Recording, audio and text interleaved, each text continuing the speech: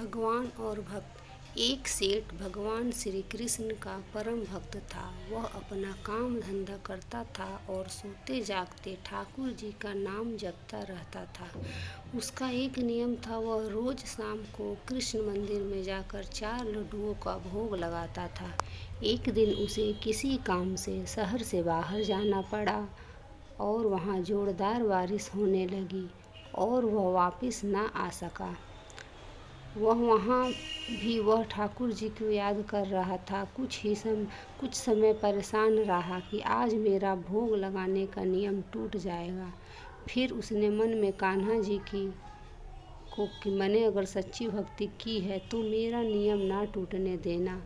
और वह कान्हा जी का नाम लेते लेते सो जाता है। अगले दिन वापस आकर मंदिर जाता है। दुकान से प्रसाद में 4 लड्डुओं को लेता है और दुकानदार को पैसे देता है। दुकानदार उस सेठ से कहता है, आपके कल के पैसे भी रहते हैं सेठ जी। यह सुनकर वह हैरान रह गया। उसने दुकानदार को बताया कि कल तो वह आया ही नहीं, तो कल कौन प्रसाद ले गया। दुकानदार ने उन्हें बताया, कल एक छोटा सा लड़का बांसुरी पकड़े हुए आया और उसने कहा कि 4 लड्डू दे दीजिए, सेठ जी के खाते में इसके पैसे लिख देना।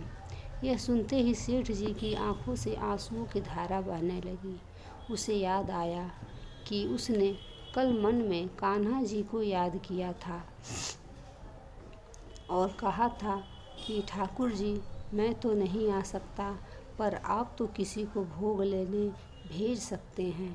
दुकानदार ने पूछा, सेठ जी क्या हुआ? सेठ जी ने उस दुकानदार को सारा प्रसंग बताया तो दुकानदार सेठ जी के पैरों में गिर गया। आपकी सच्ची भक्ति के कारण मुझे ठाकुर जी के दर्शन हुए।